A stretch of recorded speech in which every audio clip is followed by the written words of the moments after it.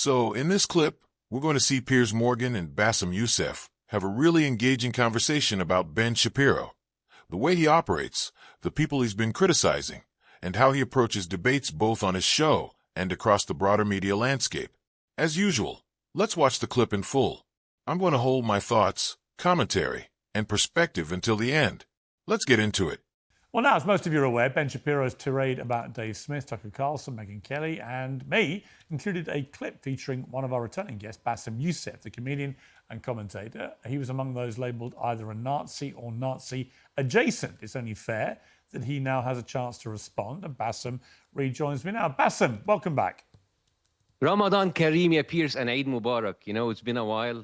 This is the holy month of Ramadan. You know, we also have holidays too. Others have Purim and use it to slaughter people. So happy Ramadan and Eid Mubarak for you, Piers, and I wish you happiness, prosperity, and by the grace of Allah, may He always help remove the blindfolds of your kind heart, Piers. Wallahi, I miss you. And because last time I actually met you, I think Alan Dershowitz threatened me on your show to sue me.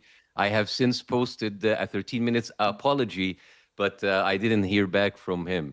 And I have to say, man, like, what's the thing with the beef between you and Ben Shapiro? I'm actually like, I'm surprised. I'm actually not surprised. I wanted to tell you. Well, I'll tell you what it is, Bassem. You know, I'll be straight with you. You and I have had a lot of robust conversations. I still get people all around the world, New York, LA, Sydney, Australia, the Middle East when I'm there, London, Manchester, whatever. And they still talk about the very first interview that we did, which blew up and was watched by 23 million people watched that interview. And we've had a lot of interviews since. Some have been good-tempered, some have been quite fractious. I don't mind it either way. I think you're a passionate guy. You say what's on your mind. You don't hold back. I like that. We're an uncensored show. The thing about Shapiro is I mean, I'll obviously let you get into what you want to say about him. But my disappointment with him was he portrays himself as the king of free speech. Everyone, you know, facts don't care about your feelings is literally his pinned tweet on his X account. And yet, from the moment I became more critical of the Israeli government, he immediately basically cut me off. Refused to acknowledge any texts of mine, refused to come on the show, didn't invite me back on his. It was all over. As far as he was concerned, you're either all in, uncritically with the Israeli government, it seemed to me, or you're all out. There's no middle ground. And he's not the only one. There's some others that have done the same thing. But I was just really disappointed in him as a free speech king, that he was not able to tolerate legitimate criticism of the Israeli government. And I've never been as critical of Israel as you have, and I accept that. You would have liked me to have gone further, and we've had that debate. But to not be able to criticise the government at all, and by the way, you have lovely cats. This is fish and chips. This is fish, and this is and this is chips. Very British of me. I have two Burmese called Dennis and Bobby, named after Arsenal invincible legends. So of course the Arsenal. Of course it has to be the Arsenal. Of course. Good season, by the way. Thank you. But look, talking seriously about Shapiro for a moment, because I just think this weaponizing of the word anti-Semitism does him, it does everyone on that side a very grave disservice, because it's being used as a form of censorship.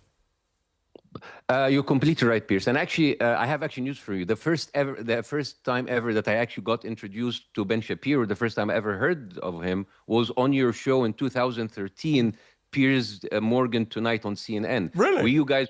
Yes, that was the first time I ever heard of him. And you guys were debating the gun control, and he called you a bully. Yeah. And the thing is, over the years, you gave him space, you platformed his views. You gave him time, and all of that was not enough for him.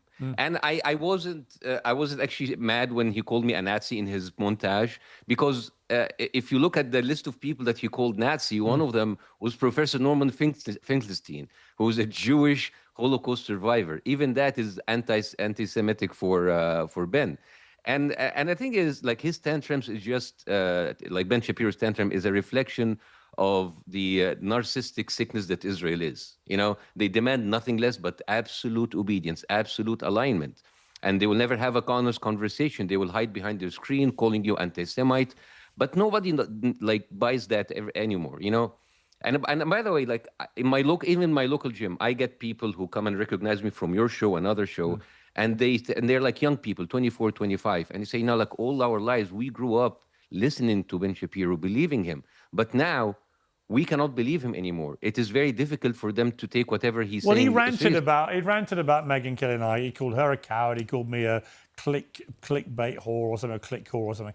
And what was interesting was there was a barrage of responses, and then somebody asked Grok, the AI on X, what percentage of the responses are negative against Ben Shapiro? It was like 95% of the responses to his own post on his own account were having a go at him, saying, "Why? This is ridiculous." And even then, he doesn't seem to get it. So I understand what he's going through, because right now we've all seen the past 2 years he's losing views, he's losing subscribers. People started to figure out who he really is. As you said, a propagandist, a paid asset used by foreign intelligence. He's an agent sponsored by Israel, who, in my view, is the #1 enemy of the United States. He is nervous because his Mossad bosses can see that the Daily Wire is not what it used to be in the early 2000s. People now have internet; they can go back and see how much Ben Shapiro have deceived them over the years.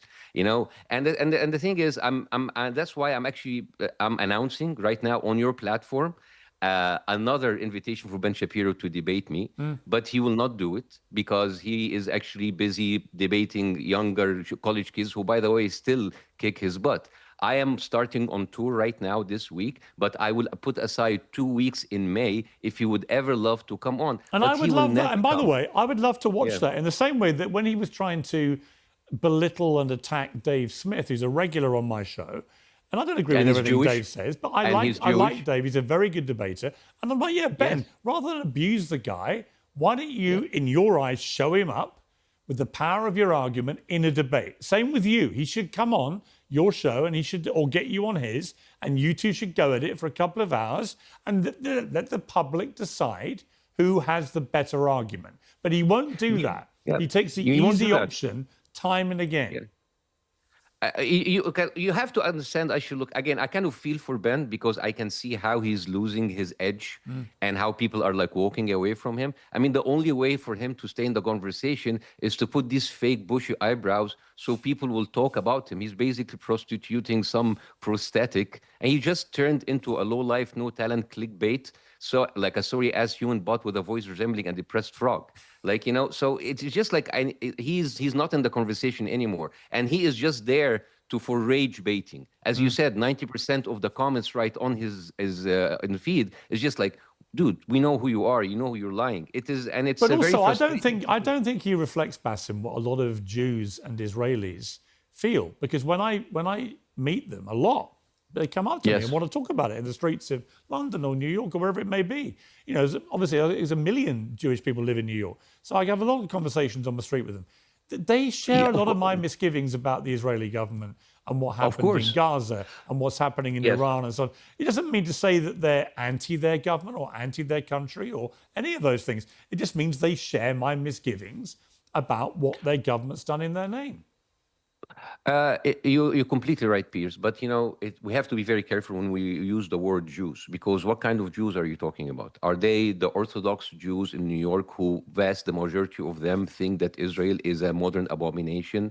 It's a secular, atheist country that should not exist? Or are you talking about the secular Jews who like people like Jewish Voices for Peace, or many of the Jewish artists and comedians and musicians who are 100% against it? That's why I avoid using the word Jews. When I say Israel, and I say Israel as it is, how it stands in the international community, how it behaves itself. So I was very careful using this. So he is reflective of that attitude, just like a fantasy that is made out of propaganda. And people are now figuring out what Israel is all about. They're now the same way they're figuring what Ben is all about. But, it's interesting. Like at the start of the war, as you know, because you criticised me very heavily for this.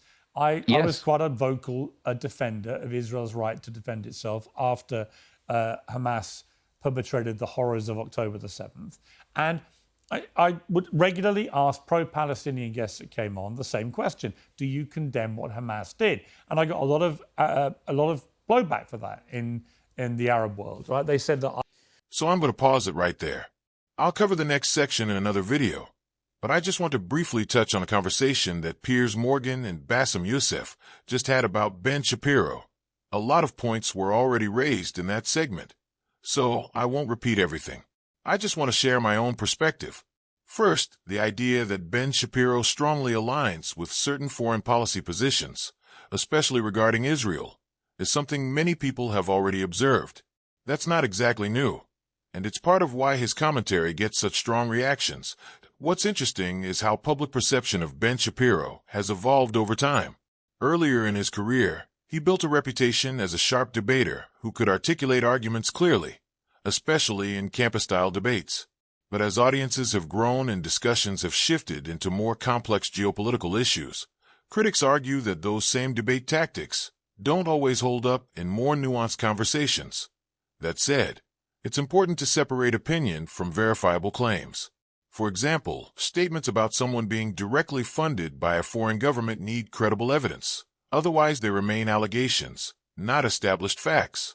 What is clear is that organizations like AIPAC play a role in U.S. politics by supporting candidates and shaping policy discussions, which naturally leads to debate about influence and priorities. The broader point here isn't just about Ben Shapiro as an individual. It reflects a bigger conversation about foreign policy, media influence, and how different voices shape public opinion in the United States.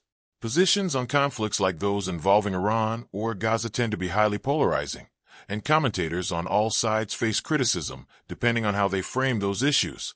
Some critics argue that certain media voices can be overly confident in their predictions or minimize risks, while supporters would say they're offering a clear, decisive perspective. That tension is part of what drives these debates at the end of the day. Discussions like the one between Piers and Bassem Youssef highlight how divided opinions are, and how important it is to question claims, look for evidence, and think critically about what's being said.